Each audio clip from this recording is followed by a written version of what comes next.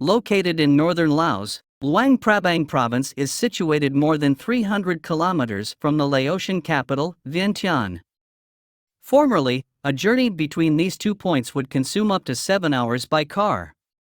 However, today, thanks to the introduction of a high-speed train, the commute takes only around 2.2 hours. In December 2021, a significant milestone was reached with the inauguration of a high-speed rail line linking Kunming to Vientiane, the capital of Laos. This achievement followed 5 years of intensive construction efforts.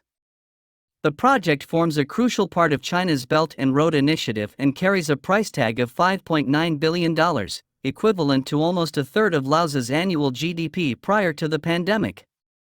Despite widespread skepticism, particularly in Western media, regarding the sustainability of such endeavors, claims that the Laos-China Railway is a Chinese debt trap for Laos are simply false. It's important to note that Laos is classified as one of the least developed countries by the United Nations. Therefore, there appears to be no logical motive for China to ensnare Laos in a debt trap. These are all negative news the Western media used to discredit China. In this video, we will delve into the impact of the Laos-China Railway, exploring how the project has affected the lives of the Laotian people and the nation's economy.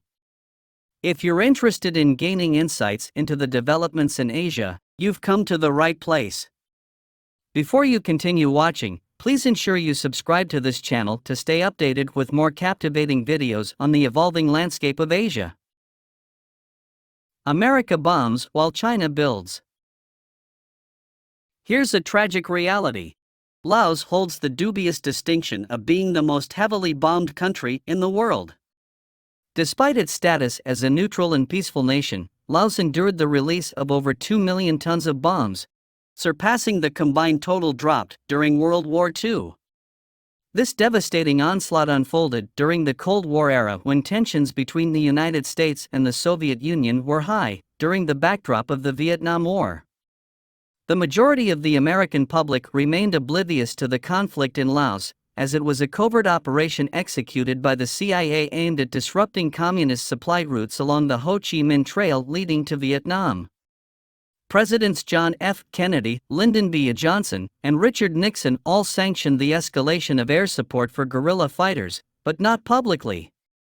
Bombs were dropped on Laos every 8 minutes, 24 hours a day, for 9 straight years.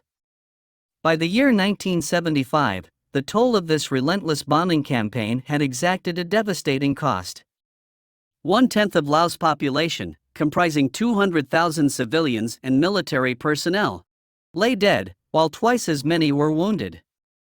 A staggering 750,000 individuals, constituting a quarter of the population, were rendered refugees.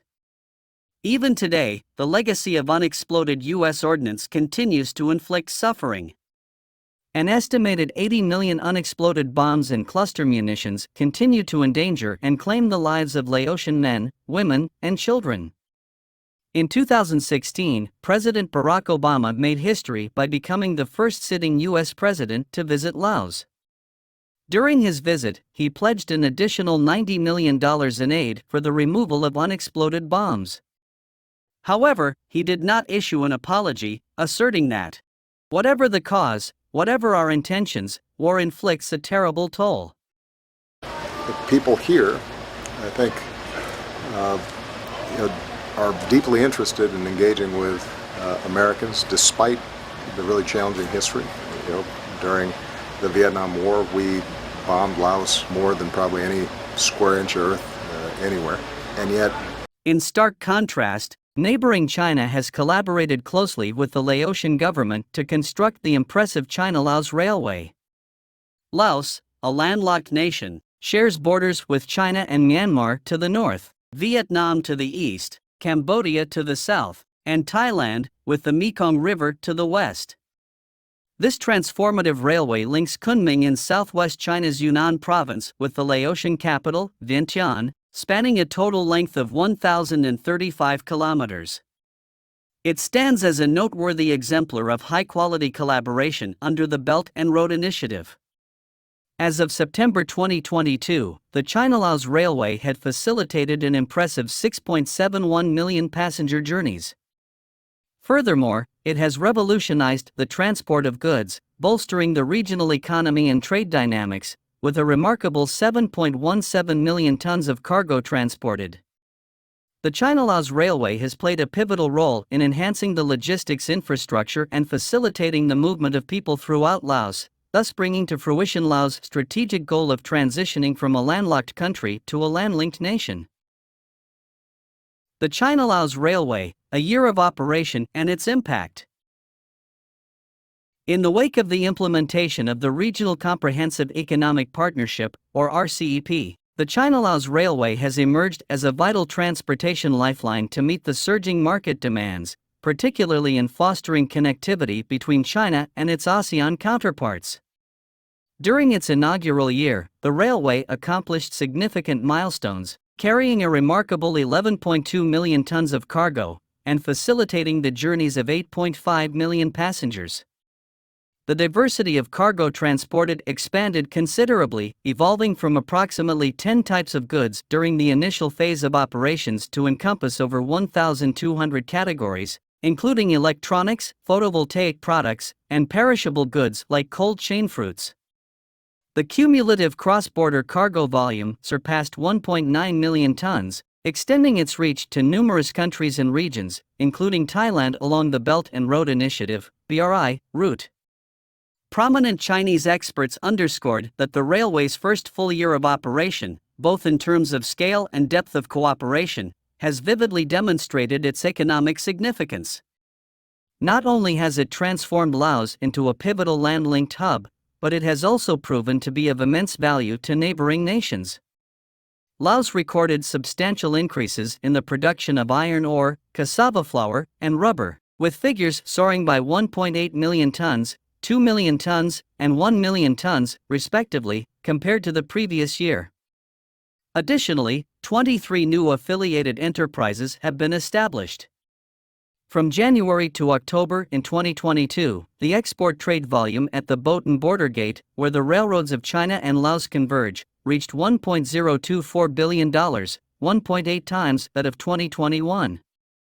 This remarkable surge demonstrates how the railway has injected renewed vigor into Laos' economic and social development. As more businesses explore the vast potential along the railway corridor, local residents have seized opportunities to provide services and market their products.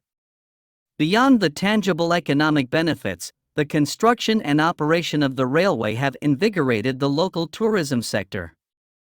The railway has swiftly become the preferred mode of transportation for commuting, thanks to its efficient and comfortable travel experience. Furthermore, the China-Laos Railway has generated substantial employment opportunities for local residents. Over 3,500 Laotian employees now engage in various sectors, including cargo handling, logistics, security, and cleaning. In conjunction with the development of logistics, urban transportation, commerce, trade, and tourism, the railway has indirectly fostered the creation of over 100,000 jobs. The future of Laos and Southeast Asia. So, what lies at the heart of China's Grand Railway project in Laos? Well, China's motivation for forging closer ties with Southeast Asia is readily apparent.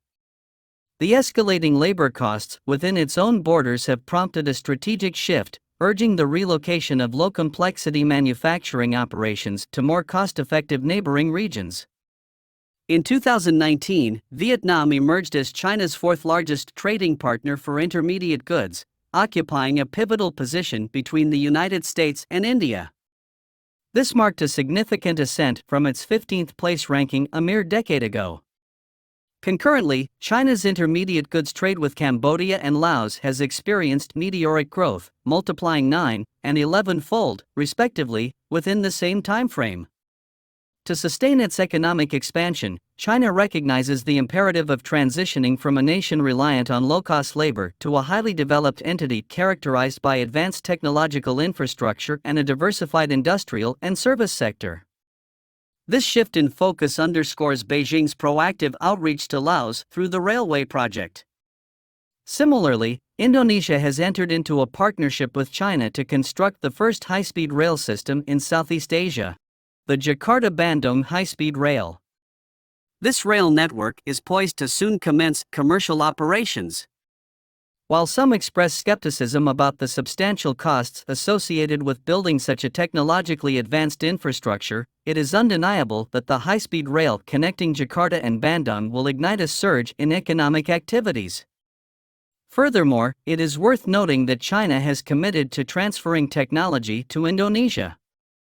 This means that in the future, if other countries, such as Malaysia or Thailand, aspire to embark on high-speed rail projects, Indonesia could emerge as a competitive bidder for these endeavors, leveraging its experience in railway construction.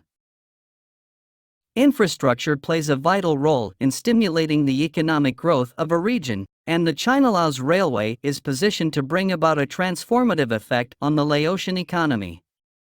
Do you believe that the China-Laos Railway will have a positive impact on Laos' economic landscape? Share your thoughts and leave your comments below. If you like what you watch, make sure you hit the like button to show your support. More importantly, subscribe to our channel so that you will continue to receive more interesting videos about the happenings in Asia.